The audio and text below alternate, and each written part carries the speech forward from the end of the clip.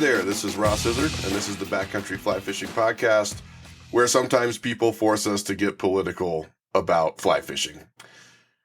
This is not the beginning of Season 4. Season 4 will officially start this coming Friday, June 27th, and we've got a whole bunch of stuff to talk about related to everything backcountry fly fishing. Philosophy, belief systems, fishing, hiking, camping, how to pack your backpack, all that good stuff. So that is going to start this coming week, but I am being forced out of my between seasons cave to talk about politics. A lot of you probably know that my day job is in government relations. I own my own government relations and public policy firm. We work with nonprofits all over the country, as well as some for-profits and a few government agencies and some other folks on issues that I care about. I've been very fortunate to build a business around really primarily and kind of only issues that I am personally motivated about and that I believe in. And that's been great. It's been an awesome business model. I love what I do. I'd like to think that I'm pretty good at what I do. And it gives me the time to get out and fly fish for my sanity in addition to running the firm.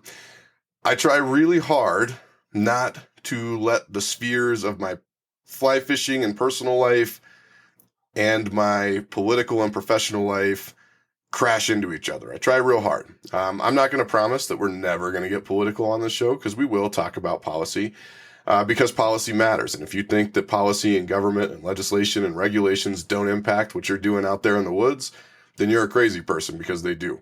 They also impact every other aspect of your life, whether you choose to see it or not. So closing your eyes doesn't make the monsters go away. And even though I don't want the show to be overtly political, sometimes the intersection there and the overlap in the Venn diagram is such that I feel obligated to say something. This is one of those times. And so in this special episode that I very much wish that I didn't have to record, we are going to talk about a specific provision in the Senate GOP's budget reconciliation bill that is currently under consideration in Congress. You have probably, unless you live under a rock, which is it is possible. Some people really don't like looking at the political stuff, especially these days. I guess I don't blame you for it. But again, if you don't show up, the other side's still going to show up, and you're just kind of forfeiting your seat at the table. But in this particular instance, we are talking about the budget reconciliation bill. It has been called President Trump's big, beautiful bill. And there's a lot of stuff in this bill, okay? Budget reconciliation is a very interesting, streamlined legislative process that Congress gets to use. You have probably noticed that Congress moves fairly slowly on a lot of things. That's because there's a lot of process they have to work through. It looks different than a state legislature. It works differently than a state legislature. And in particular, they have to deal with a whole bunch of interesting and Congress-specific things. Like, for instance, the Senate filibuster, which requires you not just to get the 51 votes that you need for a majority, but to get to 60 votes so that you can invoke cloture and end a filibuster without being blocked by endless talk and debate on the floor. But there are also other rules, and stuff can move pretty slowly, right? And so in the context of budget-related legislation, there is a special process provided by the Congressional Budget Act of 1974 called budget reconciliation. And this is basically a way for Congress to adjust revenue and spending levels in alignment with their annual budget without going through the full legislative process. It's sort of an abbreviated process.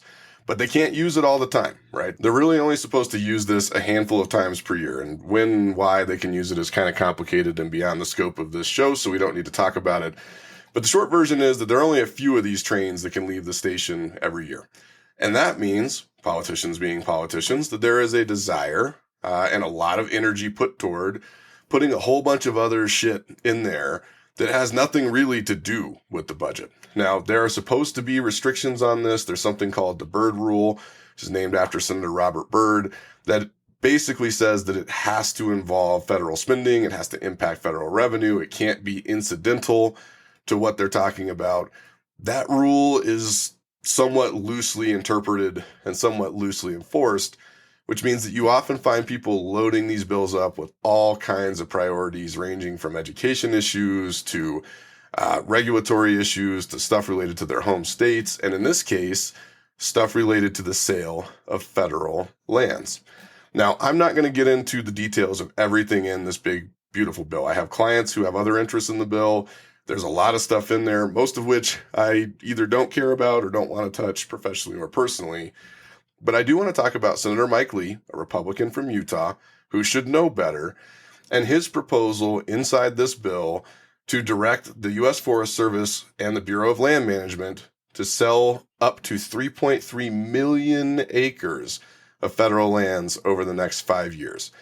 That is an enormous amount of land, and it covers many, many, many states in the U.S., particularly western states. The way that this works out, and I'll put a link to the Wilderness Society's map, and they've done a really good job of pulling not the lands that will be sold, but the lands that would be eligible to be sold under this proposal so that you can see how extensive this is and where they are.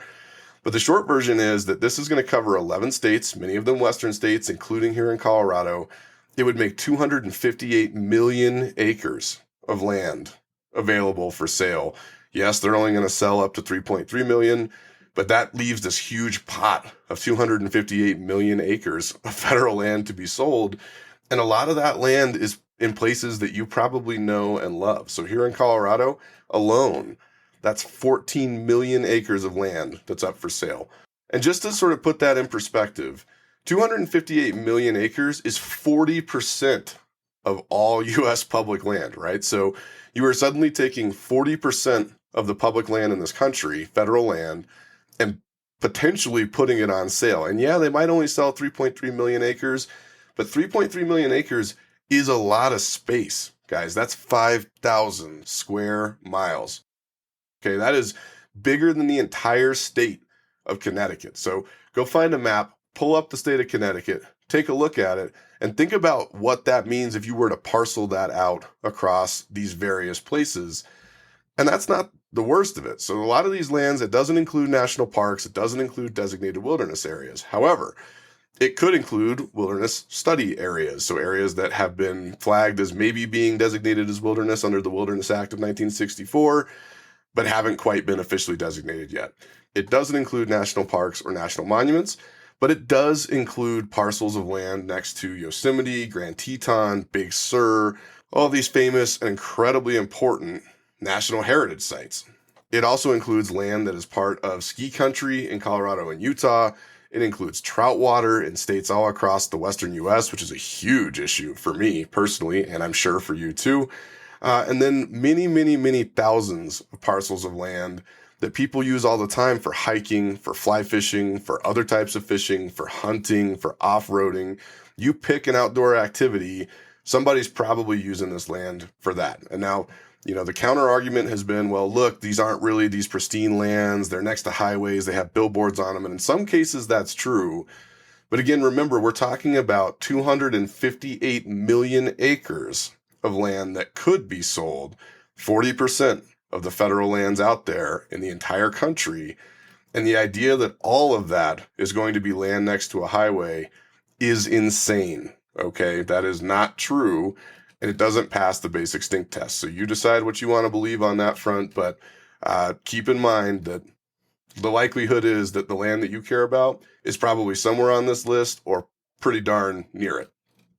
Now, here's the other thing that you need to understand is that this is not like a in the future thing. This is not like the typical federal legislation that says, well, look, we're going to do this and then we want you to do it by 2084, right? Which a lot of people have gotten. People have gotten accustomed to government moving slowly because that's what we're used to. But this bill is moving at incredible speed and its requirements are going to move at incredible speed. So if this passes, if it's enacted, the government would have to start selling off this land within 30 days. They'd have to have the first listings up and available. And then after that, they have to put up every 60 days new listings for this land until they meet this required sale amount. So it's not just something that could happen. It's not a hypothetical. It's not something that's going to happen in a decade and you can go back to sleep. It's going to happen right now if this thing passes. And it is worth you knowing that out of the gate. This is very much an alarm bell type of bill. It's going to move very quickly, both procedurally and as far as implementation. And it's something that you really ought to be paying attention to. Now, look, I'm going to tell you a few things here that I want you to take with you. Number one, where you sit politically on this really doesn't matter. I don't care who you voted for president. I don't care if you have an R or a D next to your name on your voter registration. It doesn't really matter to me how you feel about tariffs or immigration or guns or abortion or anything else out there. That's not what we're here to talk about, okay? But I think that there is broad bipartisan agreement in the value of America's public lands and our wild places. It has nothing to do with your party alignment, with your political preferences, with your belief on other controversial issues. It has everything to do with this shared space that is here for all of us to enjoy. And there's been very little serious argument made about this that could really justify it, right? I mean, there have been some, you guys are overreacting and that's not really what's going to happen, but it is actually what's going to happen. It's what the budget reconciliation bill says. And once that becomes law, it is going to happen because it has to happen. That's how laws work in a nation of laws. There have been arguments made about how this is to increase the amount of affordable housing available to people. But that really doesn't make sense, right? I mean, you go look at a lot of these places and they're in the middle of nowhere. I mean, maybe they're next to a road, maybe they're not next to a road, but this enormous amount of land that is suddenly going to potentially be up for sale probably doesn't have a lot of value for people who need to go find affordable housing. I mean, I don't know how many people in the lower income brackets are looking to go live off in the middle of the sticks. I mean, it happens, of course, but that's not really a realistic proposal. And let's be real. Number one, there's a lot more to be done with affordable housing at the state level than there is at the federal level. And even if we wanted to use the federal government as this, there are many more effective policy levers to pull than selling off public land that is used for other purposes.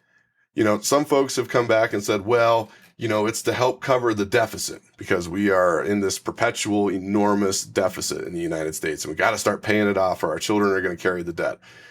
Okay. I mean, I don't necessarily disagree with that. We do have a massive deficit and one day, the chickens are going to come home to roost. We're going to have to deal with it. But I really want to put this in context because it matters, right?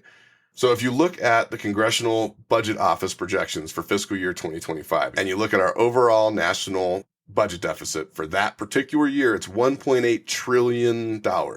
Okay, there are 12 zeros in that number. It's a really, really, really big number with a TR, not a B, not an M, but a TR, trillion, 1.8 trillion.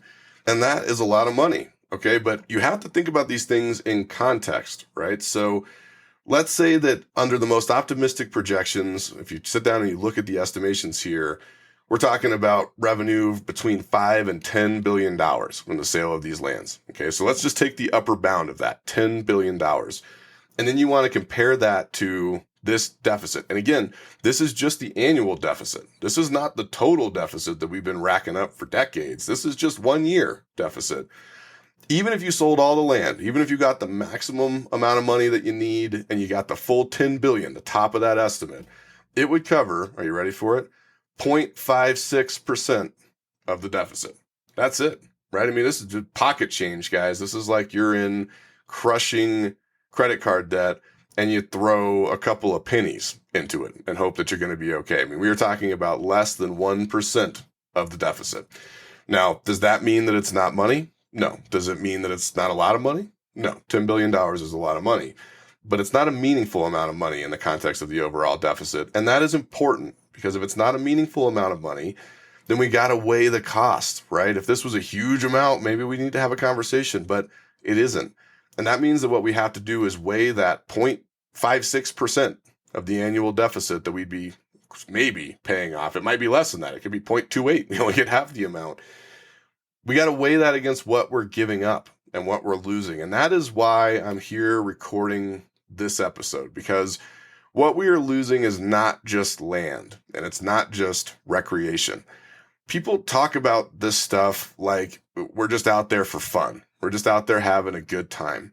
And that can be true, right? I mean, yes, we're out there to have a good time. We're out there to relax. We're out there to find some peace and some solitude in whatever activity we happen to be doing. In my case, it's fly fishing.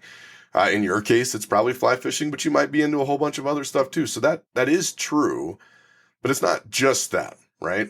Those activities are also mental health. support for us. They are therapy for us. They are emotional support for us. They're family bonding activities. They are self-development activities. And so there's more to it for us as individuals, as outdoors people, as folks who love to be in these places. But even that is sort of selling them short, because if you really look back at the history of the United States, and this is the entire United States, but really particularly the Western United States, where the frontiersmen and the pioneers were pushing west, crossing mountains, starting to settle and explore these vast areas of unbroken, untamed wilderness.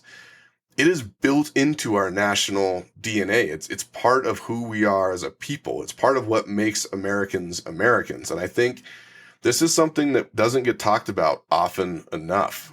People tend to sort of wave it off, and it's about whether or not you can access your favorite hiking trail. And yes, that's important. But more importantly, we're talking about the soul of the nation here, guys. I mean, early on, our founding fathers and the folks in the early days of the Republic, they knew that getting people outside, getting them out fishing, this is how stocking programs started. This is why we have rainbow trout everywhere, because they believed that having people outside, engaging in outdoor activities, being self-reliant, learning the skills required to be in these places, developed better citizens. And by developing better citizens, it developed better people. And by developing better people, it developed a better society and a stronger society and better families and everything else. And this sort of sense of the wild and exploration and this incredible sense of awe and respect for and belief in the just enormous majesty and beauty of this nation that we live in, and of the wild places that make it where it is, right? If we lose those places, this isn't America anymore. They are as much a part of the fabric of our nation as any big city, as any Capitol building, as any waving flag in your front yard. These places are not just places we go for fun. They are part of who we are. They've shaped our national identity. They have shaped our philosophy. They've shaped our laws. They've shaped our governments. They've shaped our societies and our neighborhoods and our relationships. They are the soul of the country.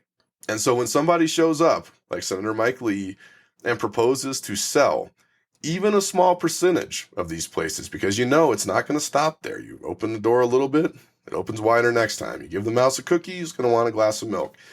The proposal to sell any of this stuff, to chase some absurd affordable housing proposal, which isn't going to happen. These places are not going to be bought for that purpose, and we all know it.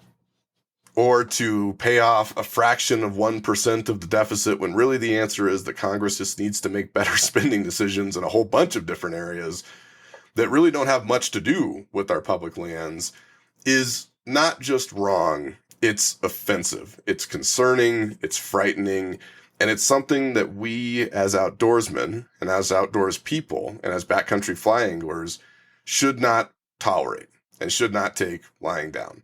And so I'm here today to ask you to write in and tell these folks this is out of bounds. You can come up with whatever stuff you need to come up with there in DC, but these public lands, these places that we all love and that we care about, where we go to do this backcountry fly fishing thing, these are off limits. They're off the table, and it doesn't matter what party you're with, doesn't matter who you voted for. This is a bridge too far, and it's a line that we're not going to cross.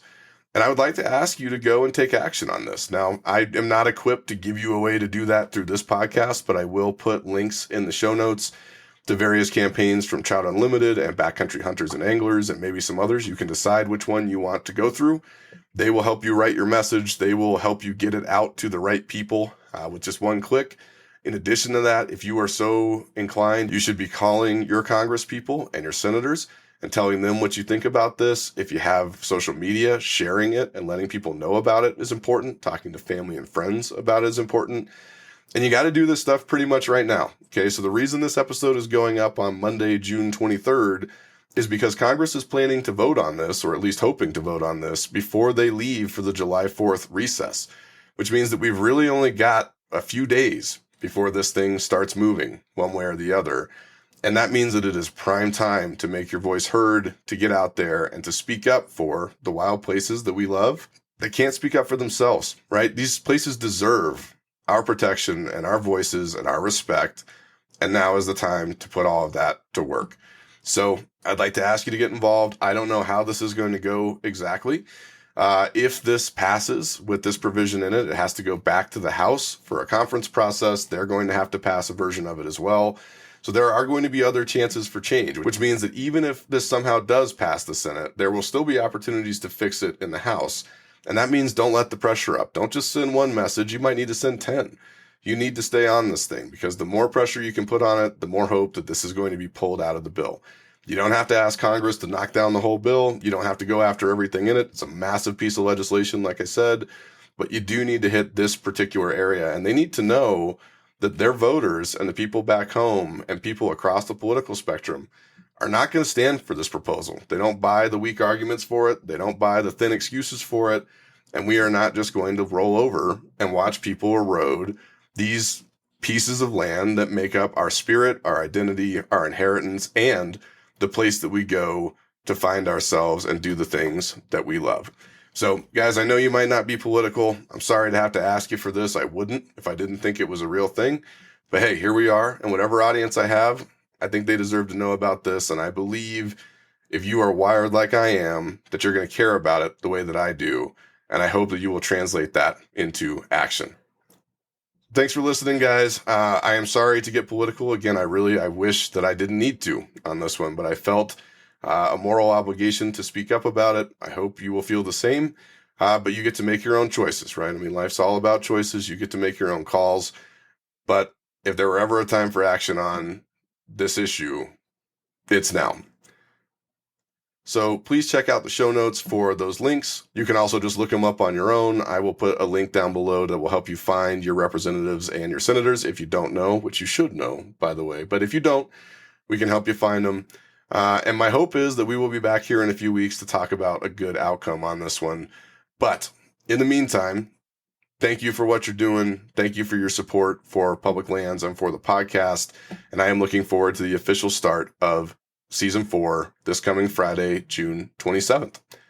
Take care, guys. I'll see you real soon. Till next time, this is Ross. Maybe I'll see you out there.